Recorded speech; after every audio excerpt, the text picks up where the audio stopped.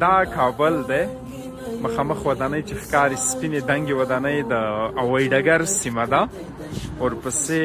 لوړې سپینې ودانۍ د شهرنو سیمه ده، او تپه او سپین بیرغ دا د وزیر محمد اکبر خان تپه ده، دا هم د شهرنو برج و شهرنو سیمه ده، او دا نږدې ودانۍ د ګله پشتې سیمه، ورپسې دغه قلعه چې وینې خړ رنګ کې دا قلعه فتح الله دی، دې پسې بیا هم د شهرنو او ګله پشتې سیمې دي. پسې راځو سپینه غټه ودانۍ د دانې باغ څلور لارې ده، او داسې ورو ورو کابل او شاته چې لرې سیمې ښکاري دا نو خیرخانه او سرای شمالي او داسې سیمې دي. بیا داسې دلته چې موږ موقعیت لرو دا د کرتۍ سخي تپه ده، کوم چې په غره کې کورونه دي، ښکلې ودانۍ شوي دي، پخوانی کابل ښکاري، خوندوره ننداره ده.